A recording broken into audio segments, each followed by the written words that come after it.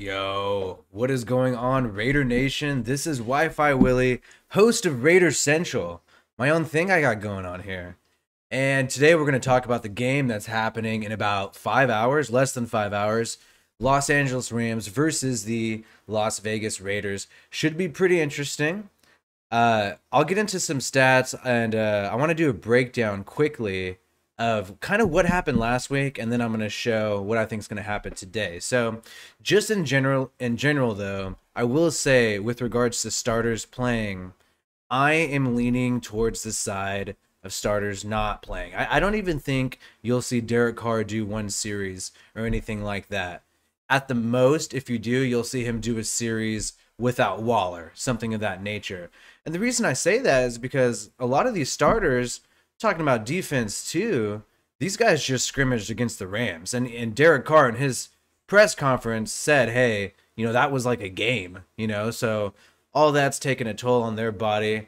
So I don't know if we're going to see some starters. Shout out to everybody in the chat saying what's up. I'm glad I'm back. You guys who've seen this channel before know that I've taken a little break here and there, chilled a little bit, enjoyed a little bit of a summer on this slow football season. But now we're back, dude. I'm going back hardcore, dude. I'm stoked for this year. I'm stoked for this season. And I'm glad you guys came back too, after I took a little break. But yeah, just about the starters playing. Don't think it's going to happen. Don't think we'll have to worry about fights because I think the people who were doing the fighting aren't going to be on the field. I think we're going to get a lot of backups going on. Real quickly, though, let's just check out and take a look at what happened last time. Let's see. I wanted to look at mainly, in particular, alignment, because we've been worrying about the slot position for cornerbacks. And so I was thinking like, hey, who played slot a lot last game, And I could find this here too and pull it right up for you to see. Oh, here's the alignment count. And I was also just curious about, interior defensive line and on the outside, who got the majority of the snaps last time. So we got slot here, and if you take a look, let me scoot up for you. We got Keyshawn Nixon, Nevin Lawson, and Nate Hobbs doing the majority of slot snaps in this previous game. So when we talk about that slot position competition, earlier in the offseason, we talked about Amik Robertson maybe being, someone who could compete in the slot. And that was even hyped up by Gus Bradley and by the organization. But I think they were blowing some smoke. They're blowing some smoke on us, which is good and which is smart for them. But now we know what's going on now. Now we know that, hey, in coverage, slot, you don't really see Amik Robertson there that much. You'll see him there at 3 if you look at this chart here. But Keyshawn Nixon, Nevin Lawson, Nate Hobbs, that's the real slot competition going on here. Maybe Keyshawn Nixon could make a run at this. We know this dude's been on the team since 2019. I saw him week 2 against the Chiefs get smoked in that second quarter when he had to come in after Conley got hurt, which is fine. He was a young guy. But yeah, he's apparently in the conversation to maybe compete at the slot. And, he did a lot of snaps because, he was third string in it last game, which is fine. But yeah, I think this guy has a shot. Mainly, he's got a lot of chemistry with the team too. So maybe you could even see something where maybe Nevin Lawson might not be in the picture as much due to his age. Not really his age. It's just $27 and not too big of a deal. But perhaps they are looking at doing something else. Oh shit, we got a super chat.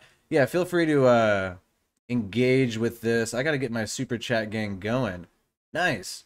Much love, dude. I'll always support Raiders YouTubers. Go Raiders. Let's get that W. Coming right from Dalton Gill over here. So that's awesome, dude. Thanks for supporting the channel. And I'll just freaking edit this thing so we can get our freaking super chats going right here and people could see them. Dope. Right on, dude. Thank you, Dalton, for showing some love. Thank you for supporting Raiders YouTubers. Because here's the thing, man. The NFL does not cover the Raiders, bro. Like, if you just, I record the shows, I record Pro Football Talk, PFF, all the shit, all the stuff that I don't necessarily like, but hey, I like hearing about football, and I like hearing about other teams too, because I like listening to competition, but they don't cover us that much, so it is quite annoying. I will say that.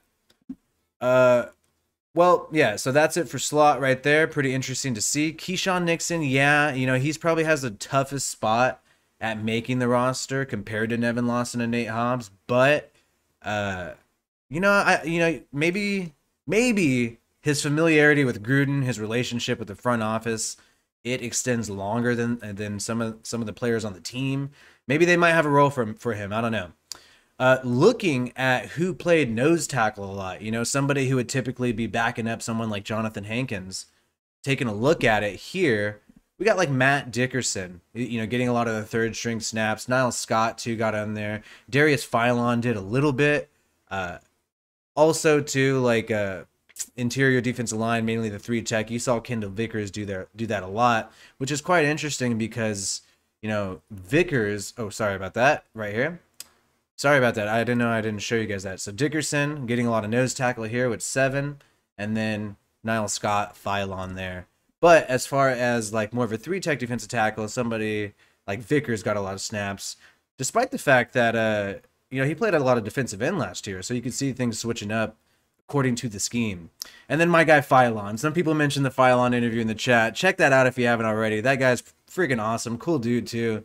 Talked to him on the phone a little bit outside the interview. And he's getting some snaps there too. So excited to maybe see him tonight. But I was also thinking, some of these people in this game in particular, you have to understand where they are in the depth chart, because in some respects, if somebody plays a lot in this game, that means they're lower on the depth chart. I mean, you ideally, if you're somebody who would want to play a lot in the scrimmage and not play much in this game, to have higher prospects at making the 53-man roster. Depending on how they do it, we don't know, because like some of our guys in the chat have said, some other teams like the Chiefs have gone with their ones at least one series. And I know they had a scrimmage too. So who knows? Maybe we will see a Derek Carr drive, because we saw Mahomes yesterday. But I highly doubt it. I think it's might be Mariota time. Who knows? Let me just take a look at the offense, and then I'll get into some things I want to talk about this game. Just get into the offense about last game. Saw Zay Jones, man, do a great job. Trey Regis, Peterman held his own despite having a shitload of attempts, but he held his own. I'm going to talk about a couple of these guys a little later. I'm personally curious about as to who aligned in the slot receiver position last game. And I actually don't even know this information. So you guys are finding it out live with me at the same time. So I want to check out some passing, receiving versus coverage might give me this. By the way, if you don't subscribe to PFF to know all the little freaking lineups and everything, just watch my channel, bro. I got you. Let's see. It's kind of difficult to find. No, that's on the passing grade. Usually I could find it pretty easily. I'll have somebody take a look at that while I move on to other stuff, because there's more to talk about. Whatever. We'll find the alignments another day, and then we'll talk about that in the future. So, on to what is going on today, what to look forward to. I was going to talk about the depth chart outlook later, but right now I want to talk about who to watch on offense, bro. Obviously, we got to pay attention to Mariota now. This will be his time to get some snaps. Now, personally, if I was John Gruden, and the way that I think Gruden probably thinks about this, I don't know what you guys think. I don't think he wants to play Mariota in this game. I don't think if Gruden could get away with it, I don't think he would play Mariota at all in preseason. I think Mariota wants to play in the preseason games, but if you're thinking about trade value, if you're thinking about keeping Mariota kind of this mystery, this high ceiling, but also low floor mystery for a lot of people, that's really good for a trade. Why would you want to put this guy on the field, risk him maybe not performing that great, or maybe having just a little bit of off day? And, it could be, based off the second string offensive line. It could not even be his fault. And then he gets a little bit of an off day, and then his trade value goes down. So, in some respects, the coaching staff and the general manager is probably thinking, let's leave Mariota on a high note. He had that amazing Chargers game. Why do we want to expose this guy too much on the field? Let's just have it where we're like, hey, you saw that Chargers game, he's dope, come and get him, right? Rather than risk, any kind of dip in his value. However, Mariota, confident in himself, knows he could play, knows he's got a lot in him, probably wants to get on that field to prove that to other teams to go get him now, go get him now. And we know for sure that he has that no trade clause, so he will get to choose where he wants to go. Hopefully it's not in the AFC, because I want to root for this guy too, and it's going to be a lot harder to root for him if he goes to another AFC team. So we'll see what happens. You know, in some respects, you might want to keep Mariota this year, because I've said this before that I think the Raiders window, and Lincoln Kennedy said this just the other day. So a lot of people were disagreeing with me, other Raiders YouTubers in particular, were saying, you know, I was kind of being, I guess, sensational by saying that the Raiders Super Bowl window and playoff window are these next 2 years, and then bam, it's going to close again. That's what I have been saying, because I think Derek Carr's deal is basically like a rookie contract deal, you know, mid-tier QB contract deal for, you know, upper tier, top tier QB play. So I think in order to afford people like Ngakoue, afford like botched contracts like Carl Nassib, you know, these next 2 years are the only years you could really handle that. And in 2 years, you're going to have to re-sign so many players. Let's talk about it. Waller, Moreau, Mullen, Jacobs, Farrell, Abram, the list goes on. There's so many people. Renfro. There's so many people you need to re-sign in 2 years that these next 2 years are the Super Bowl window. So why not keep Mariota this year, barring any kind of injury? Other people to talk about, I really like this guy. I know a lot of you people might have noticed him in this past preseason game. DJ Turner, man. I thought that dude just had freaking hands. You know, like comeback routes, wasn't afraid to go in the middle of the field. Shorter, speedy guy, you know, body prototype like a John Brown, Tyreek Hill type, you know, prototype. And man, I thought he looked really good, and especially in kick and punt return, super confident, super tough. And I really hope we keep this guy. And I actually think he has a shot to sort of squeeze out Willie Snead. Now, I really like Willie Snead. Think he's a really good player, and I'll get back to that in a moment. Do you think Tanner Muse will start week 1? Just want to give props to Dalton Gill coming through with another super chat. And we'll talk about that in 1 second. After I wrap up on DJ Turner, we'll talk about Muse right there. So thanks for bringing that up. And I'll write that down real quick. But yeah, I mean, think about it. Do you really want Renfro or Jalen Richard? And Jalen Richard might not even be on this team, you know, or may even go to IR. I don't know what's going on. But do you really want that type of person returning kicks anymore? We saw Renfro, our best slot receiver, who can smoke Jalen Ramsey, by the way. We saw him get kind of banged up these past 2 years because he's doing kick returns and punt returns. No, I'm not saying I want DJ Turner to get banged up or anything, but if, you know, if he's a specialist and that's his role, then maybe he can freaking, you know, take over that role and make the 53-man roster and squeeze out someone like Willie Snead, who is primarily backing up Renfro in the slot, you know. But Zay Jones is saying, hey, I can play everywhere on this offensive lineup, so why can't Zay Jones back up Renfro in the slot? And I see some questions in there. I'm going to just prioritize super chats just because we got a lot of people in the chat right now. And so Dalton Gill wanted to talk about if Tanner Muse is going to start. Now, just taking a look at, you know, some of the active depth chart. Like there's even a more updated depth chart that just came out the other day. And so when we're looking at defense, you know, Tanner Muse is technically first team right now. I mean, because that Sam, and we saw him bat down and block a pass. I believe it was against Geno Smith this past preseason game, and that's because that's what he's gonna do. That's how this guy is gonna make his money. You know, he's gonna be the Sam linebacker, this person who's supposed to be able to pass rush and then occasionally cover a running back or cover a tight end. You know, that's what you're gonna do. And he's got the speed, he's got the size. He seems like he's gained some weight. And it is very possible. Now, Sam linebacker in the 4-3, we're not really going to be in that formation the most.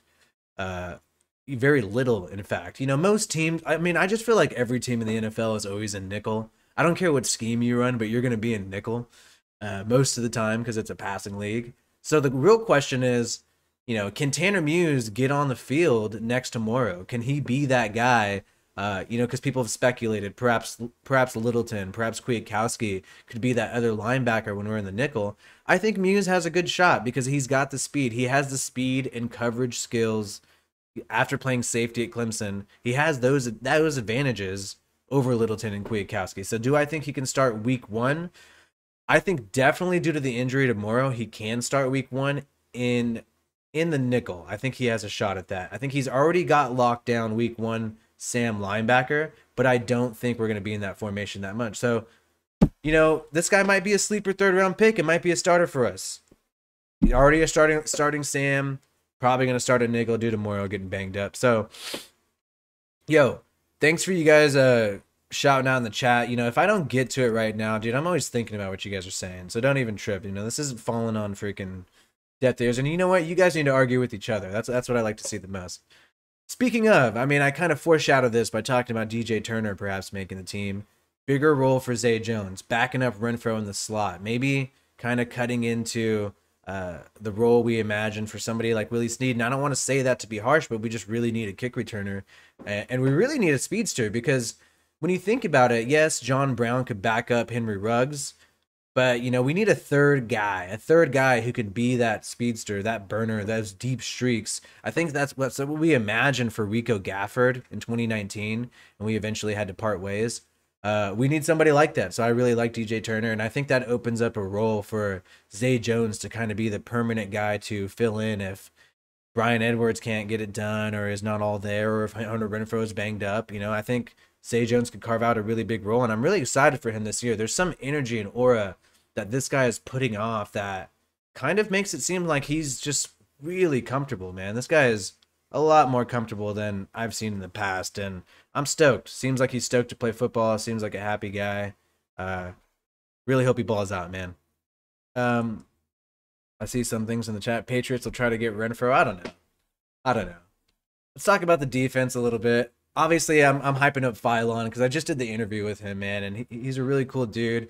Really trying to make a big comeback, man, because when you think about this guy, has a relationship with Gus Bradley already from playing in 2018 and 2017 with him, and did quite well. He did really well. I have a film breakdown. You could see him, getting his hands on Mahomes, getting his hands on Derek Carr, getting his hands on freaking, putting some pressures on Lamar Jackson. So no reason to not think that this guy can come in and start week 1 because he's going against Gerald McCoy, who we know is a lot older. Yes, he has experience, but McCoy came out and did his press conference straight up said, hey, I'm a coach right now. So I don't know where he is physically. Obviously, Carr tried to be nice and, hype him up, but who knows what his role really is for this team. Is he kind of a Jason Witten type figure for the defensive line? I would lean and say, hey, that could be true.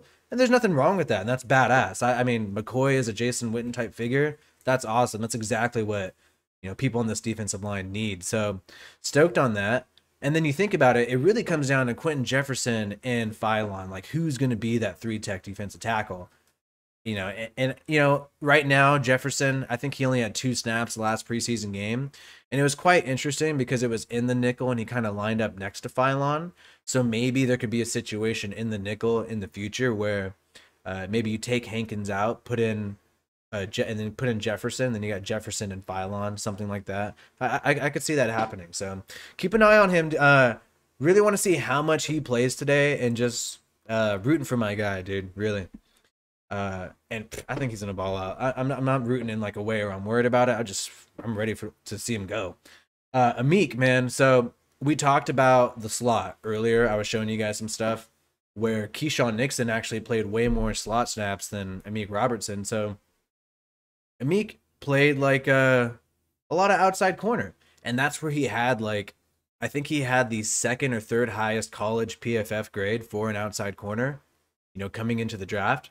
So he did really well at Louisiana Tech. Like, there's no debate about that. The question is, does that translate to the NFL? I think it could. I mean, I'm rooting for him, and we should all be rooting for this guy to put it together as an outside corner, especially now that we know Keyshawn Nixon's going a little more in the slot. I could see this guy sort of competing for a backup outside corner role. We know the locked-in people on this roster for sure at the cornerback position is Hayward, Mullen, Arnett. But then after that, and Nate Hobbs, obviously. So after those 4 guys, I think we'll keep 6, right? Could be 5, maybe practice squad guys. You never know. It depends on if the coaching staff and the GM is worried that they're going to get plucked. So who knows? But I think Amik has a shot, and I think this is a really big game for him. I highly doubt he played a lot in the scrimmage with the one, so gonna see a lot of him today. And could he put it together? We saw him make some. So okay, if the question is his size in the run game, we don't have to worry about that because we saw him make a badass tackle this past game. So stoked off that, man. It's gonna see how he does with kind of a longer game. I think he's gonna get a longer game today. And I don't know if you're stoked about that, but I am. All right, so what else do we want to talk about before we get headed out? Let's take a look at the depth chart real quick. Let's just do a depth chart check. What do you guys think? We'll take a look at it. I'll take a look at the chat right now, too. Maybe I'll, well, you know, I don't want to disrespect the supers, though, but people are saying Renfro is an Edelman, a Welker clone. Okay. Making fun of Ramsey in the chat. Right on, Luis. Cool, cool, cool. All right. I'm just going to go through the depth chart real quick, and then we'll head out of here and get ready for this freaking game going on, dude. Keelan Doss. That's another guy, dude. This guy has been here since, like, what, 2018? No, 2019. 2019 is when he came in, Hard Knocks. You've been here for a few years. Marcel Aitman also, like, he's been here since 2018. Like, he was literally the 7th-round pick in 2018. So, I don't know, man. These guys, this is, I think, their, like, last time. But I think when you're competing with someone like DJ Turner, who has kind of like a clear carved out role for the team, and you already have Zay Jones and John Brown and Willie Snead, who like clearly can back up, you know, the starters. Like they are set in that. It's going to be tough for them. I think Aitman has always been a great run blocker, and Gruden super respects that. And you know what? Keelan Doss showed that he had some hands, you know, last game, and he made a really great sideline catch, and you can't ignore stuff like that. So either way, I think these guys are going to contribute to another team if the Raiders put them on a practice squad. I think they've been around Gruden enough, they've been around the coaching staff enough where they've gained a lot of knowledge, they've gotten better, where I think they might get plucked. I think they might get plucked from a practice squad. So who knows? By the way, if you have not liked this video and you're watching, like this video to help your boy out, dude. Las Vegas Raiders. Help us out. Raiders Central. Wi-Fi Willie. Give me a like there, dude. Really boost me in the algorithm. And if not, whatever. I feel it.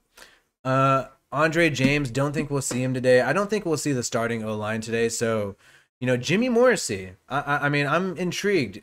People have talked about, hey, you know, maybe he could play some guard. Because here's the thing. We're only going to keep, like, you know, typically you keep like 3 backup offensive linemen, 3 to 4, usually. I mean, I would say 4. I would say you usually have like a swing guard, you have a center, and then you have 2 backup tackles. We've kind of even rolled with just like a swing tackle, Brandon Parker, for a while, and kind of kept somebody like Sam Young on the outskirts. So who knows, you know? I mean, I think a few of these guys are really going to fight, these backup people. You know, you got someone like Simpson who's kind of has his role solidified despite being a backup. He's kind of not a back. He's like, I would say he's like, I don't know. He's definitely not like a backup. You know what I'm saying? Like he's almost like being groomed to start. He kind of started last year. The coaching staff loves him. He's like he's a hybrid backup starter, I would say.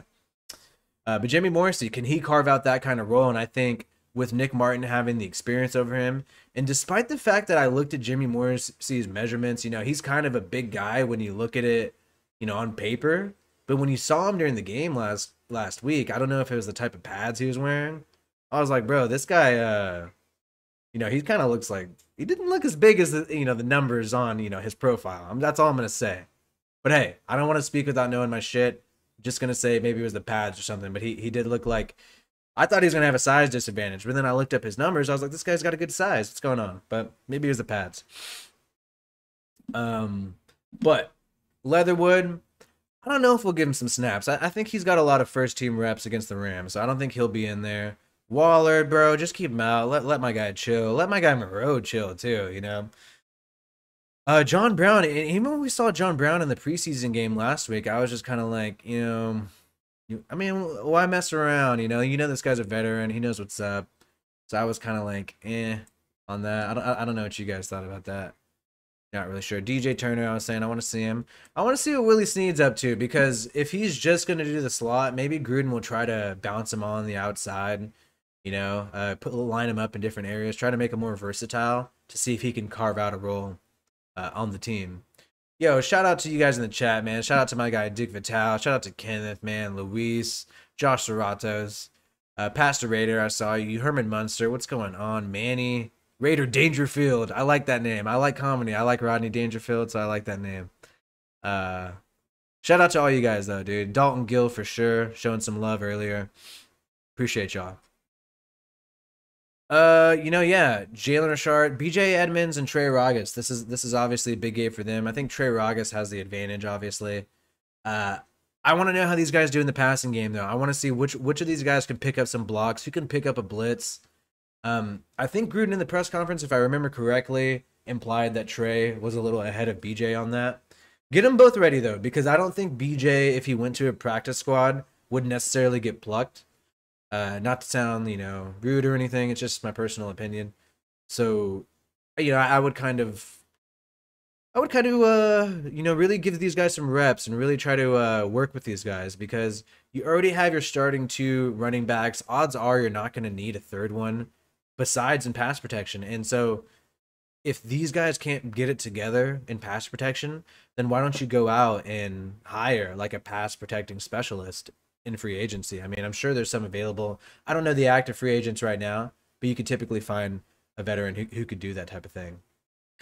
Carl Nassib, I mean, I know we kind of joke around about Nassib because of his contract. Honestly, his contract's the funniest thing. The dude's set to make $12 million next year. And, he's got to really figure out if he he's got to really take advantage of his value, take advantage of his space on the depth chart. He has to prove a lot. I mean, when you're getting paid this year, I think it's 7 to 8 million, then it goes up to 12. I mean, that's intense. That's gonna really, I guess, tarnish, a kind of reputation in a way. You're kind of a bust. It's similar to being a busted draft pick when you get paid a significant amount of money and then don't play as well as the money that was invested in you. So thankfully he restructured. He's team friendly, and I actually hope he can do really well this year because I think he has a good relationship with Mike Mayock. His Mayock's son played with Nassib in college, I believe, at least 1 year together. And so with that kind of relationship, I think he is someone who would restructure next year if he really enjoys himself on this team. And hey, he's been a starter in this league before. He's had worn that C when he was in Tampa Bay. He's got some skills and he's got some potential. So I hope he can get it together this year. And I really think it could be helpful for the Raiders if he gets it together this year, because I think he's somebody who really likes this organization and would sign a team-friendly deal for the future. And like I said before, I believe he's still young, 28, I believe. If he is in his 30s, it's early 30s, but I'm pretty sure he's like 28 or 29. I'd have to double check. And if you guys in the chat want to check that for me, that'd be dope. I just don't want to change my screen. Okay. Like we were saying earlier, Tanner Muse, let's see what he can do. I mean, he's kind of a starter now. I'm interested, like I said earlier, to see how he does in the nickel. Because we know he's kind of solidified as that Sam linebacker. And obviously our guy Farrell. I mean, if he gets a lot of snaps today, then that means he didn't really play that much with the ones. However, I saw him getting kind of a scuffle. So I think he did play a good amount with the ones and was rotated in there. But Farrell, man, like against number 2s and number 3, like he's got to be dominating. Like he should be straight dominating. And to be honest, he did well last game. He had the highest PFF grade. But I think they're being, I don't know. Just in my opinion, I just didn't feel like he was putting on a lot of pass pressure still. He did, but who knows? That's just my opinion. So we'll see what happens. Interesting to see in this depth chart. Nevin Lawson is starting. I mean, this is on the Raiders website, and Nate Hobbs and Meek. I mean, I think Casey Hayward is just straight up. Oh, okay, he's starting in the slot. Okay, and they still have a Meek in the slot, even though Keyshawn Nixon played way more slot snaps. So, and this is not like a super real, I guess, depth chart. But one thing I want to keep an eye on, Isaiah Johnson. I think my guy's going to play. Been injured and whatnot. Missed a ton of OTAs and everything. But hey, let's see what he can do. We know we're not going to see Divine Diablo or Darren Lee. Still banged up. Going to be playing in the Niner game. Gillespie, let's keep an eye out on him. He should be back and really healthy. And let's see what Levitt could do. If Levitt can carve out a role in this team, be a good backup safety. Who knows? Looking steep with Carl Joseph there, though, and Gillespie. Should be interesting, though. Really excited for this game. Hope you guys are too, man.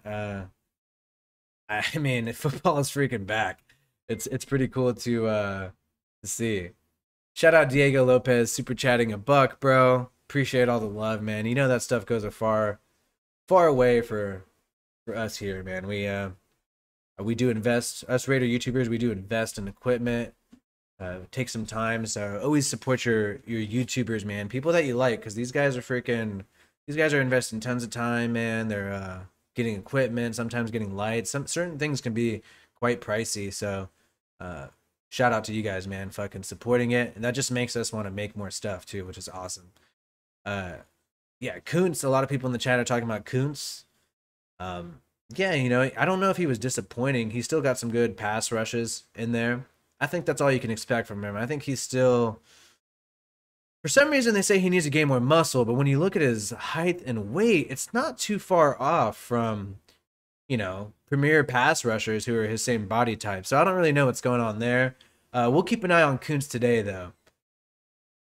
So people are talking about who do we think is getting cut next. That's tough. I mean, wait till after this game and we'll talk about who's getting cut.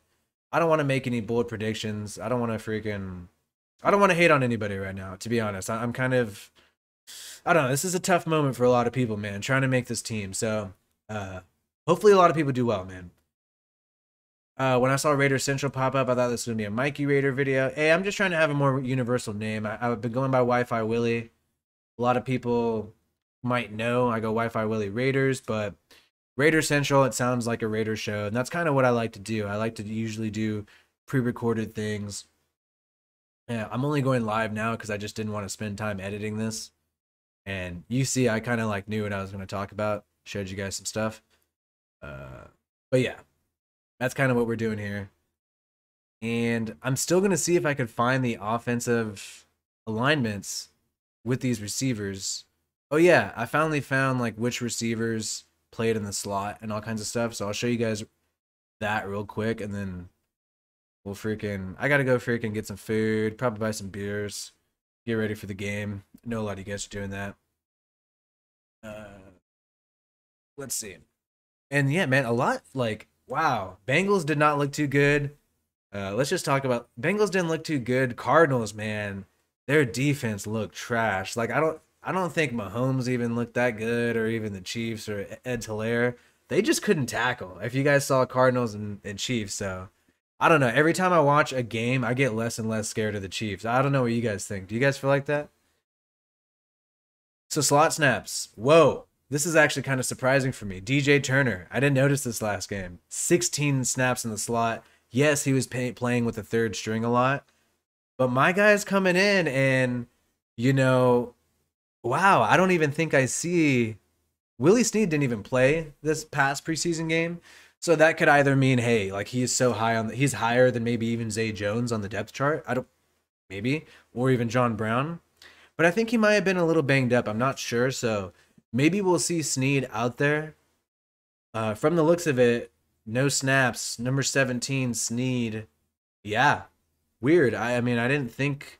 I thought he at least had a snap but didn't get a target, but I guess not. So my guy DJ Turner, I think, could actually make this team because he's a really good special teams player. He's super quick. He's got hands. He could do the inside routes. He's playing the slot. I mean, I like this guy. He might be what we envisioned for Rico Gafford. That's what I'm thinking here. DJ Turner is what we wanted out of Rico Gafford. Just like Phylon is what we wanted out of Maurice Hurst, I believe. So I'm loving these pickups this year. And DJ Turner might be a big sleeper to come in and make this 53. I think so. That's badass, man. All right, so who played a lot on the outside then? Let me see. We got that right there.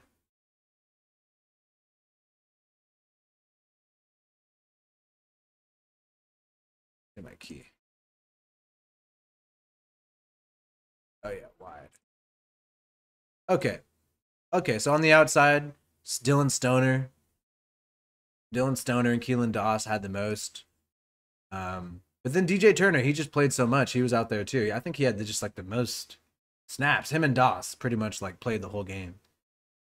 Aitman got in there. Cool. Zay Jones and John Brown. You know, you guys are higher on the depth chart, so they just got in there a little bit. Interesting, man. Whoa, DJ Turner had a 4.55 40. He looked quick, dude. I mean, 40 times could be deceiving, so that's interesting. Yeah, I want to check this out. Yeah. And some of them are unofficial and official, huh? Oh, so here's him talking about his 40 time. Here. Because Wi-Fi Willie has really good tech in here. I got really good tech in here. You know what I mean? I think I do a pretty good job at tech. Let's go ahead and listen to this together. Let's listen to him talk about his freaking experience and his 40 time. Because, yeah, Dick Vitale is right. This dude had a, not too hot of a 40 time. There's no doubt about that. We can't deny that right now. So, let's see, man. Let's see what he says. Cool. All right, we're going to listen to this one right now. I'm listening to it live with you guys. All right, so one last question for you about that.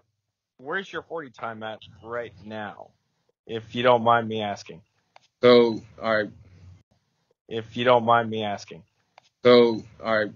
I mean, it's not between me and you, but we literally just tested on Monday, and that was actually because I was supposed to run a 40 the first day I got here, but my hamstrings were a little tender, so I decided not to, just to stay healthy. But I actually clocked at 4.42 twice on the laser on Monday, so hopefully we can get that down in the 4.3s and then surprise a lot of people. So yeah, if you go out there and run anything under a 4.4, man. Yeah, I was just talking to my agent about that today, so hopefully. Hey, okay. So I mean, hey, he kept it real, and shout out to you guys noticing that in the chat. His 40 time. He was pretty humble about that, right? Like he kind of had an attitude like, hey, I know I got to work on that. So he looked quick though. I don't know. That was in February 2021. Talked about having hamstring issues.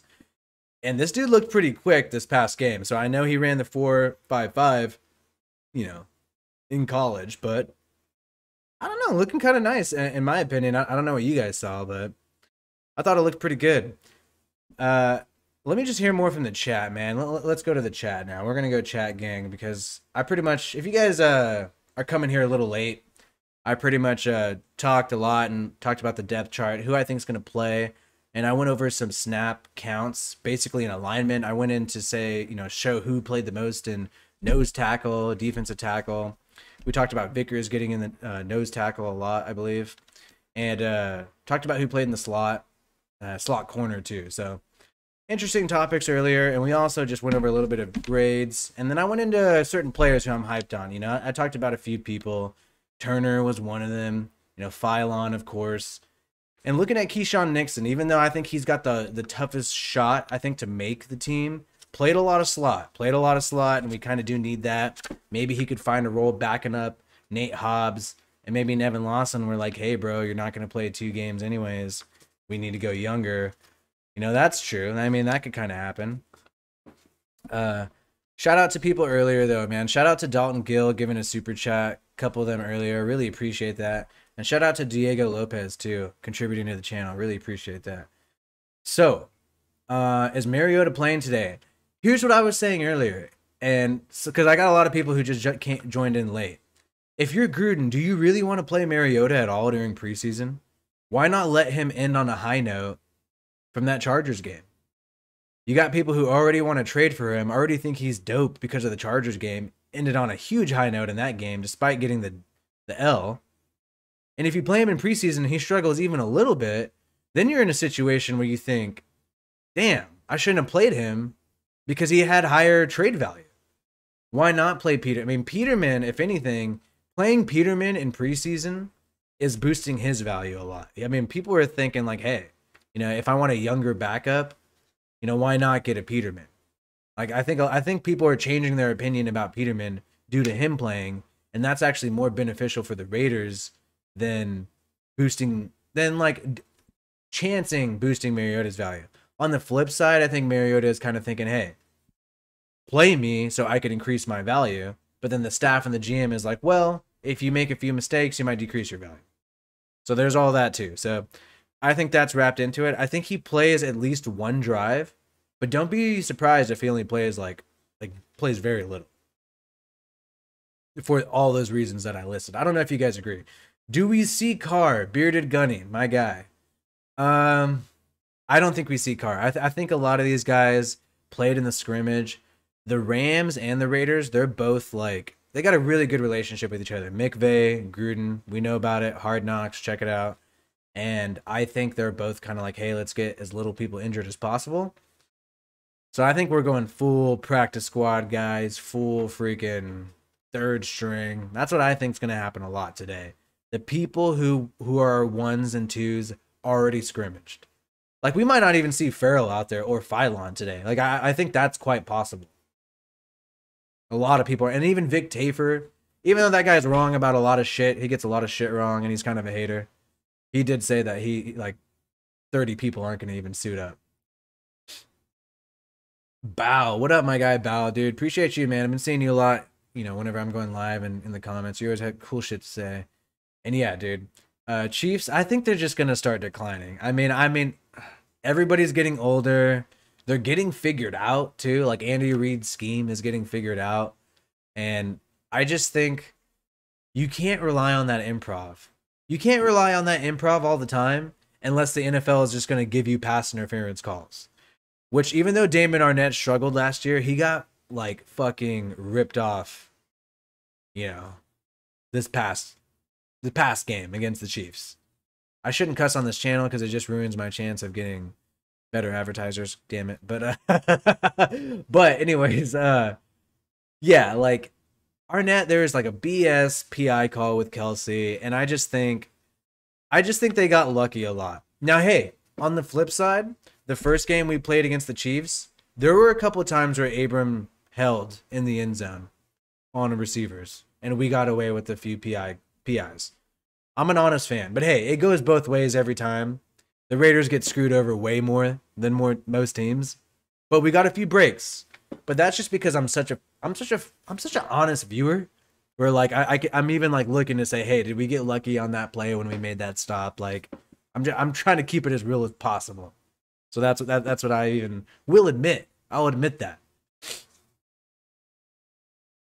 I want to see Drake get some burn tonight. I think he's keeping him a secret. So some dumbass reporter mentioned a freaking play where Drake went on for a streak out of the backfield for a touchdown in the red zone. And then he mentioned that play. And here's the thing. If you read the NFL and the media policy, like, when you read the NFL and the media policy, it says that you can't comment on strategy. So a lot of these reporters aren't supposed to comment on strategy, which is why Gruden gets super pissed off. And that's totally reasonable because that's in the rules. You can't give up any strategy. So he got pissed when someone mentioned that Drake play because he doesn't want people to know that we're running streaks with Drake. But now everybody already knows. So that's why I mention it here. Like, here, there's some stuff that I know and I could figure out about the team that I actually do withhold saying because I don't want to, like, ruin strategy. I don't want to make the job for the scouts of the opposing team any easier where they could just look up some YouTube videos. I mean, I only say shit that is already out there. Talking my shit, yes, I will talk some shit. Yeah, dude, hit the like, dude. Help me out. I got like 92 people here. This is pretty cool. This shit is growing. This channel's growing. If you guys haven't been to my channel before, I got all kinds of stuff. Here's the thing, though. I think I'm going to make the announcement here. I think I'm going to make a membership program because I got a lot of stuff. If you have been watching my stuff, I got a lot of videos that aren't posted anymore. I got a lot of things that I take down. I got a lot of lives that didn't get maybe enough hits at the time it was released. And so I take those down. I kind of stay condensed with my content. So I was thinking maybe I can give a kind of all access membership where you can view everything that I've put on private, everything that I've put in unlisted. You can see where I was wrong about things because I have taken down things where I've been wrong. And there's nothing wrong with being wrong, right? I love that. There's nothing wrong with being wrong, right?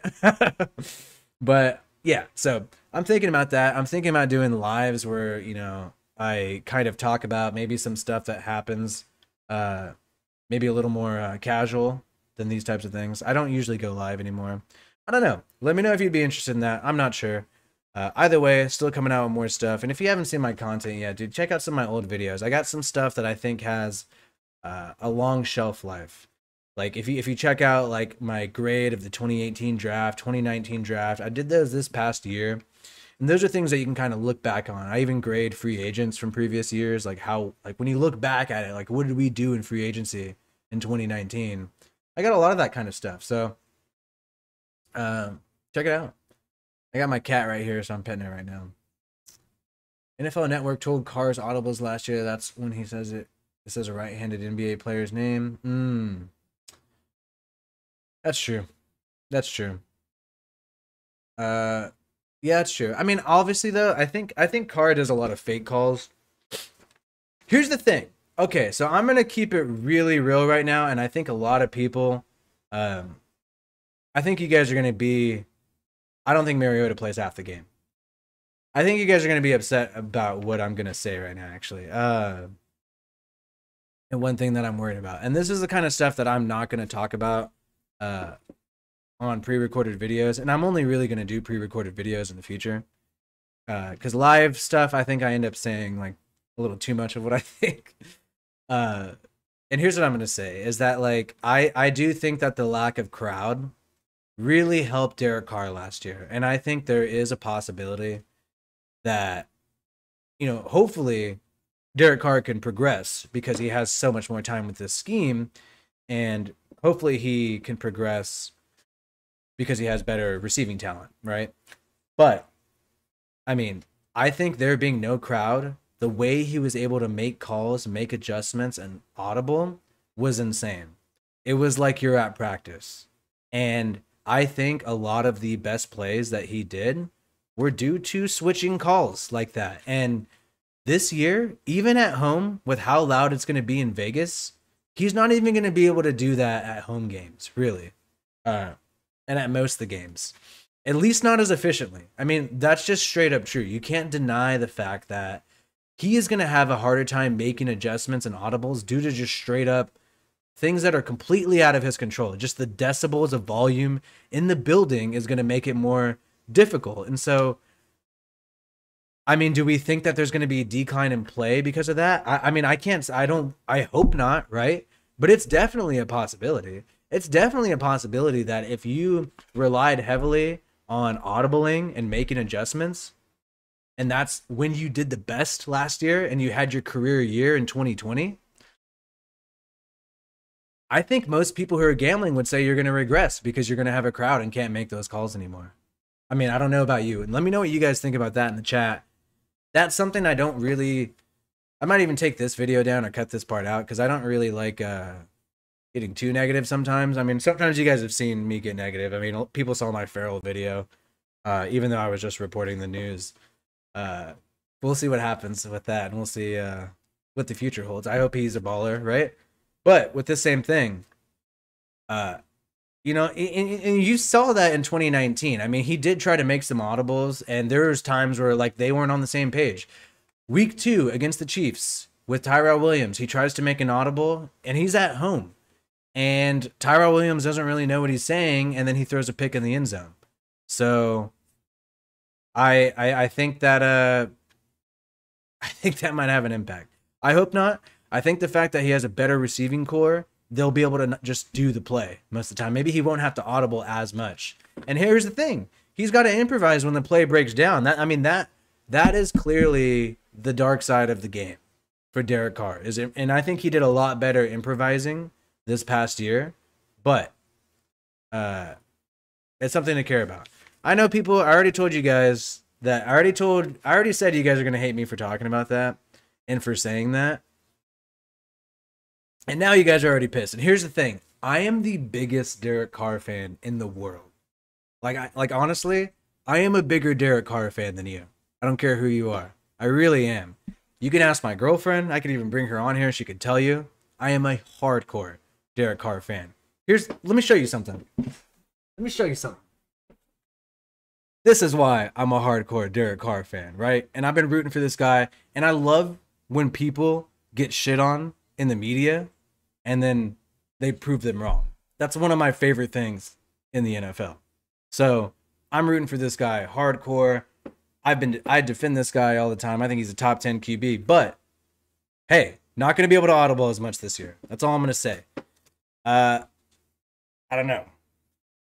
So I can get some haters on that, but whatever. Now I got my hair all messed up. So people are saying some things. DC to Renfro and Waller are great security blankets. Ruggs, man. So here's another thing. Okay, so here's the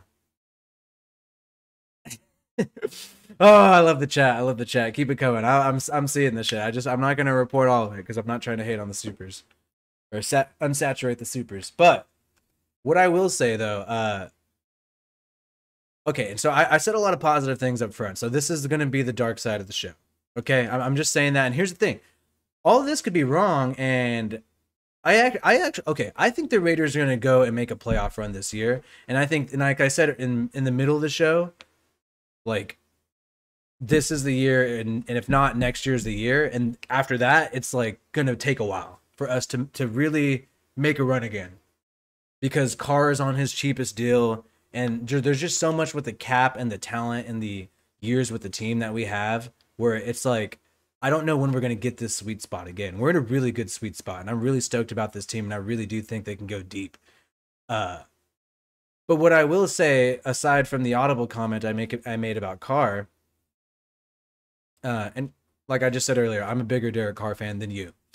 And I will say this too. What I was concerned about the scrimmage is that we only heard about Renfro, and I was talking to some of the other Raider YouTubers in Instagram chat about this, which is like, you know, we didn't really hear Brian Edwards' name after the scrimmage, and we only heard Ruggs' name twice from the beat reporters. And listen, these guys report on everything. These guys are so desperate to report any kind of news that they freaking yeah, I mean, they would report if Edwards was balling out, if Ruggs was balling out, but we didn't really get those reports. We kind of got like, hey, you know, this, you know, Ruggs dropped the ball. Gruden got pissed. Ruggs made one deep ball catch, though, and everybody was stoked. Edwards, we didn't hear a peep out of. We only heard Renfro burn Ramsey, which is great. Love Renfro. Dope player. One of Carr's best weapons right now. And, yeah, that's all we heard. A little concerning for me because, like, we need Edwards and Ruggs to be the best wide receivers on the team. That's exactly what they need to be, and that's where we drafted them. That's why we have withheld really pursuing hardcore free agents receivers, is because we've told ourselves these are the best receivers on our team, and they must be the best receivers on our team. And now it's in a situation where, like, you know, you got, like, you're not hearing much about them in camp. They're kind of a mystery. At the same time, I like that, though. What if it's like we're keeping these guys quiet and they're really going to explode this year? I mean, I think that's a possibility. I mean, these reporters also want to build a relationship with Gruden, so perhaps maybe Gruden and Olsen are sort of telling them to withhold reporting certain things. We saw Edwards get hyped a lot, though, by James Jones and Carr. And those guys, players usually keep it a little more honest than coaching staff and GMs when you're looking at press conferences. So I definitely have a lot of faith in him. But I was a little like, and you know, we've heard great reports of him practicing against the Raiders defense. I'm just saying I was a little confused that I didn't see any reports of Edwards and Ruggs really against the scrimmaging against the Rams. We'll see what happens with that. But what do you expect to not be concerned about that? I mean, so how are you going to say positive things that, like, Renfro was super great and it's because they reported it, like he was so great they had to report it? Well, why didn't they report too much on Edwards and Ruggs during the second day of scrimmage or the first day? And if you look through the tweets of Vic Tafur and Vincent Bosignor, they don't say much about those players for the scrimmage against the Rams. Like, at least in comparison to Renfro, of course not. They don't. So, I mean, it is concerning in that respect, but I got a lot of faith in Edwards. I think his only obstacle is health, injuries, and same thing with Ruggs. I think that's why he packed on the muscle. I think that's a big obstacle for him in this situation. So I'm stoked off those guys. And obviously, like I was saying earlier, I have like John Brown and Zay Jones being your backup, and especially Zay Jones coming into year 3 with the team as a backup, that's just invaluable, man. Like most teams, you know, they don't have that situation. I mean, the Chiefs kind of do with Demarcus Robinson. I mean, he's a really good depth piece for them. Doesn't get enough credit, I think. And now we're starting to build that on our team, which is really cool, which is why we're competing with them. Yeah. Shout out to you guys in the chat though. Appreciate you guys keeping us going. If you guys are joining late too and didn't see the beginning of this video, I was a little scripted.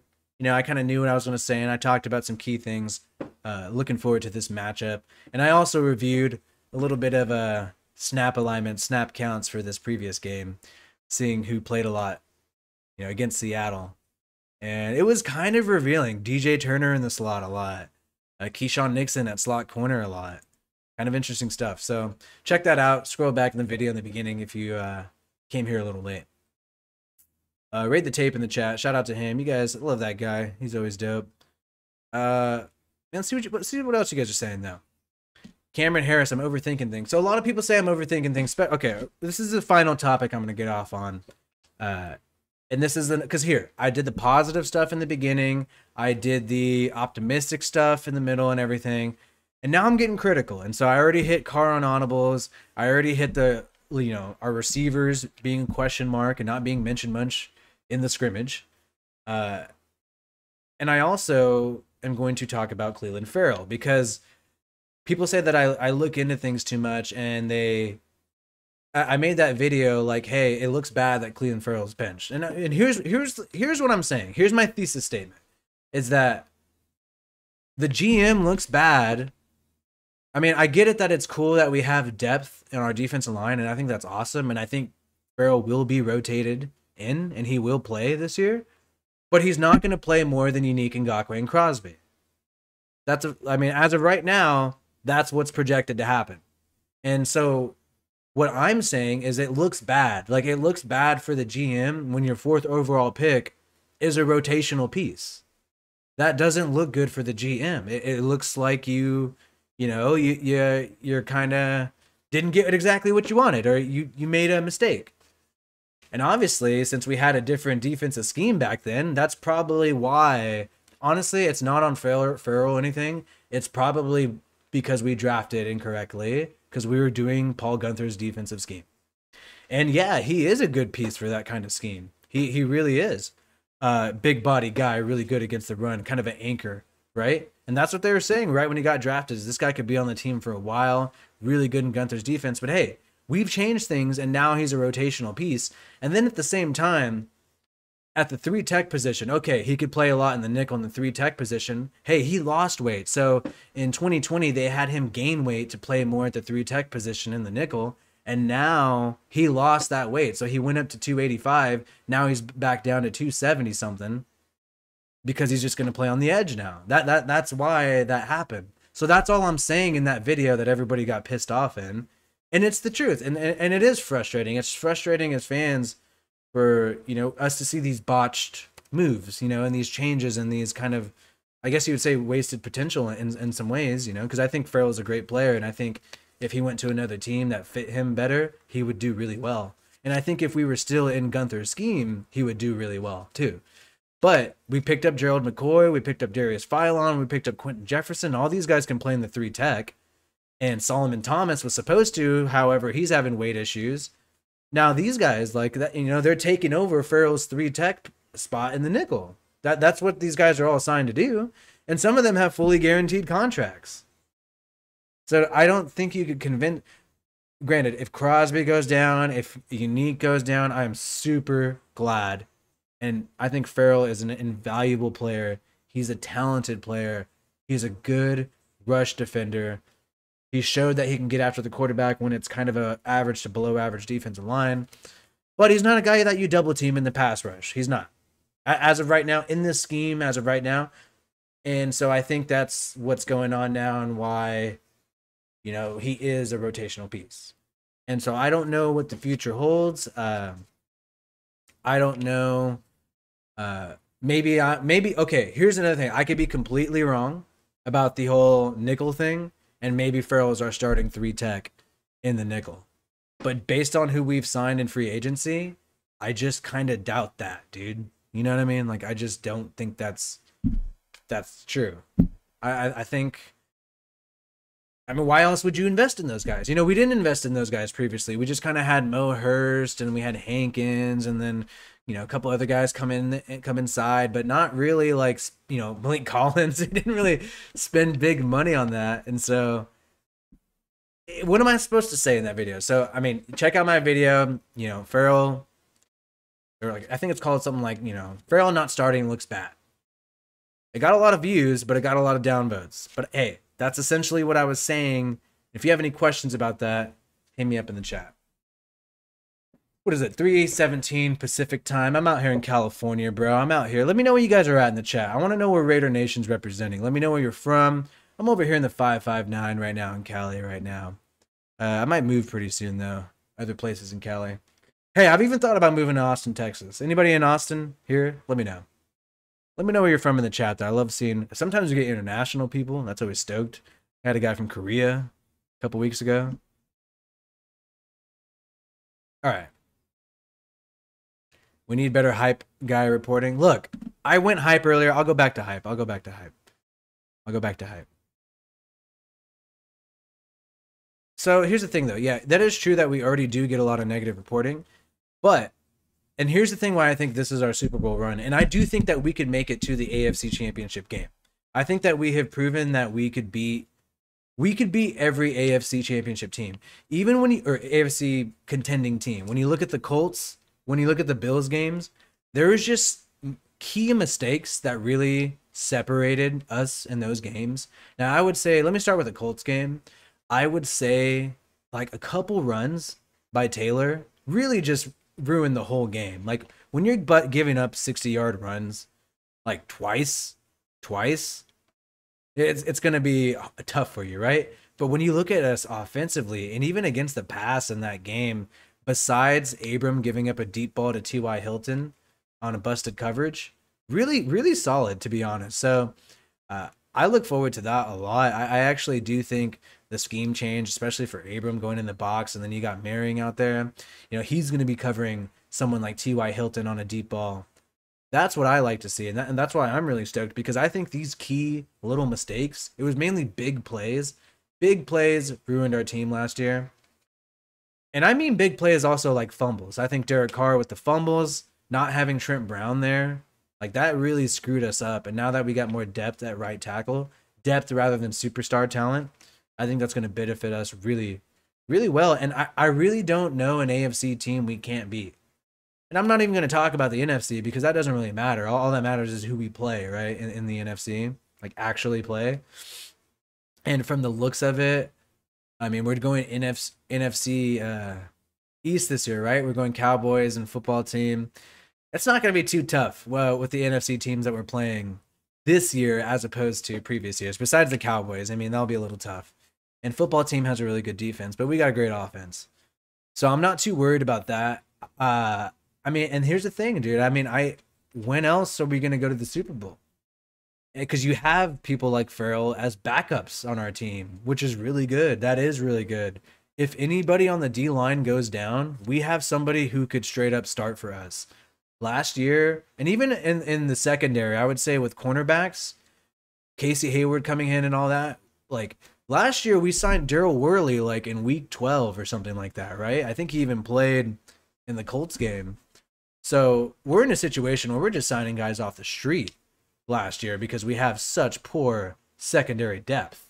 And then I think for a while we had like Levitt and Harris, who were like our starting safeties, and that was when we were trying to make our end of the year playoff run. So the media gets it wrong when they talk about our second half collapse. Like people always say, "Oh, injuries are no excuses." But when you look at like if you just look at who we were starting sometimes towards the end of the year last year, it was really tough, man. It was a tough outing on the defensive side in particular. Crosby like basically like had like, you know, a messed up shoulder, and he still had to play because everybody else behind him was so bad that we didn't want to play them. I mean, we have just crazy. I think we have the best depth on our defense in the secondary Linebacker, we have highly paid people on the linebacker side, and we have third-round picks backing up, and we have a free agent, undrafted stud like Nick Morrow, and then defensive line, we have a plethora of people who could start for not only this team, but I think they could start for other teams. Like we have a lot of really good defensive linemen. And then offensive line, the only position that you have to, I guess, have a little bit of concern is right tackle. But I think with Sam Young retiring, I don't think he retired because, he's done with football per se. I think we have somebody who maybe we're not paying attention to, on the depth chart of right tackle, who was primed to back up Leatherwood in lieu of Sam Young. Now, obviously, Brandon Parker would be your swing tackle, but maybe somebody like somebody like not Brandon Parker, like yeah, that's his name, Jones Smith. Mike Mayock hyped up Jones Smith prior to the NFL draft to kind of blow some smoke, like we weren't going to pick a tackle, but maybe Jones Smith is coming through, and so he could be a solid depth piece for us. So there, offensive line, D-line, LB, secondary. Like, okay, yeah, like I said, Levitt and freaking Eric Harris starting for us and Jeff Heath last year. That shit's not going to happen this year. And then when we're looking at the receiving core, I think we had depth on our receiving core last year. I just think we didn't have talent, and I think we are primed to have Ruggs and Edwards finally be that talent. It isn't the main thing. Like, can they be, like I said, I think 20 minutes ago, can they be the best receivers on the team? So I think now they have a shot to do that after acclimating to the NFL a little longer. Now I see a comment saying, don't say Jones Smith, he sucks. Okay, here's the thing. He's better than Sam Young right now, hopefully. And here's the thing. Sam Young did pretty well before he got injured last year. So if the coaching staff thinks he's better than Sam Young, that's a really good thing. And running back, I did a video about this. Check it out in my channel. Go through my uploads, look for it, search it. It's a good video. It's a great video. I like it, and it actually only has like 200 views. It's a top 5 running back duos of the Raiders in this millennium, in the 2000s. And when you look at the numbers and you look at everything and you look at who we've had at running back for the past 21 years, you look at this team now and you think, wow, like this, I think this is the best running back room we've had since like Gardner and Wheatley. And when you look at the numbers, actually, Gardner and Wheatley aren't even the best running back duo statistically. So check that video. I'm not going to spoil it. So check that video out if you haven't seen it already. And then quarterback, I mean, this is like, I'm just going through each position and it's finally dawning on me. Like quarterback, of course, this is the best depth this might be the best depth we've ever had at quarterback since Rich Gannon and Tui Yasosopo. Like, really, this is a really good quarterback depth. I mean, you got Derek Carr, who is the franchise record holder for QBs on the Raiders. And then you got Mariota, a guy who was a franchise QB, had some situations happening, and then now is like, I mean, a lot of people would take this. I think a lot of GMs would take a chance on this guy. Really. I think whoever doesn't work out this year, Mariota's getting hit up by them. And then you got a guy like Nathan Peterman, who was, a starter for the Bills just not too long ago. Yeah, he had that like messed up game, but you just have the craziest quarterback depth that we've had in a long time. Shout out to everybody here though. 133. I don't even know if I've had this many people here before, but this is pretty badass, man. Like, shout out to Raider Nation coming through. And I know some of you people are getting tired of me repeating this, but yeah, I covered a lot of stuff and kind of had a script in the beginning. So if you haven't seen that, go ahead and check that out. In the beginning of the video, it's kind of more scripted. I wasn't just like, shooting the shit, but now we're shooting the shit towards the end of the video. Check that out, though. I went over some guys, some numbers that happened last preseason game and what to expect coming up. And then, thank you, Dick Vitale, for reminding me. Almost forgot this position group. And here, before I'm getting to this position group, I actually want to talk about fullback. I mean, when you look at teams that have, the Niners and Chiefs were in the Niners and Chiefs were in the Super Bowl a few years ago. They take advantage of using a fullback at times. And look at us, man. Alec Ingold, how athletic this guy is, how he's able to get touchdowns in the receiving game. The only problem I have with our situation with Ingold is I think we need to carve out a space on our roster, on our 53 or a practice squad for a fullback, because when Ingold like broke ribs last year, we still had that dude playing, and that's just not feasible. Like, you need somebody to back this guy up, and just straight up blocking. Maybe we don't use him in receiving as much, but I just think when he's not at 100%, he's not at 100%. He's not going to perform the same way.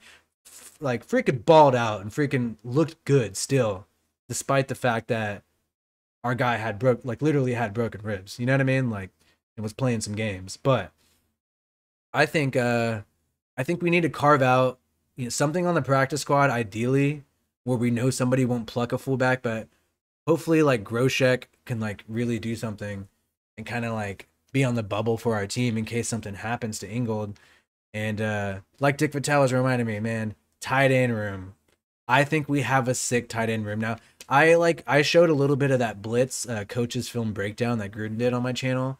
Check that out, where like Gruden hypes up Moreau. It really pumps you up if you haven't seen that. Like, he talks about trying to make this guy like Gronk, and make this guy a star, and it's really cool to see. And when you reflect and think about the red zone, and you think about some plays that Moreau has made as a receiver, being covered by safeties, like you had Peter Schrager actually from NFL Network, Good Morning Football, that TV show. It's kind of a cheesy show. I don't really like it. Kay Adams is kind of hot, I guess. That's kind of cool about it. But like, yeah, he hyped up Moreau and said he had him at number 6 as people to break out in 2021. Because here's the thing. People say, oh, he sits behind Waller, so he's not going to get much clout, not get much snaps. Yes, he will, man. He will, because certain coaches like Gruden, certain coaches like Belichick, they roll with 2 tight ends. And Belichick just paid Hunter Henry and a John O. Smith the bag. He paid both of those guys the bag because he's like, hey, I need 2 tight ends. This is how I run my offense. I need to have 2 dope tight ends. Look at me with Aaron Hernandez and Gronkowski. This is what I do. And that's what Gruden does. That's what Gruden does. So people say like, oh, like 2019, we drafted Moreau. We're going to have to re-sign this guy. Not this year, not this offseason, but next offseason. We'll have to re-sign this guy. And I think we do. And I think we give him, if he has a good year this year, stays healthy, I think we give him a good amount of cash. Because, look, the Patriots do it, and Bill Belichick's a Hall of Famer. Look, certain teams need 2 dope tight ends. I think we're one of those teams. And hey, we brought in Jason Witten to be a coach, to coach up Moreau, to coach up Waller. We didn't do that for nothing. We did that because I think we want to go deep with Moreau and Waller. And that's why I think we might actually have, in my opinion, the best tight end room in the NFL. I mean, I think what other tight end room would you want to take? You could say the Patriots, but I think Waller is so dynamic and Moreau is so solid that you have to give us the best tight end room in the NFL. So, like I'm saying, guys, like I really do think this is the window. I mean, I almost get I get a little pumped up talking about this because I really do think now's the time. Let me know what you guys think, though. I'm going to go to a little more chat.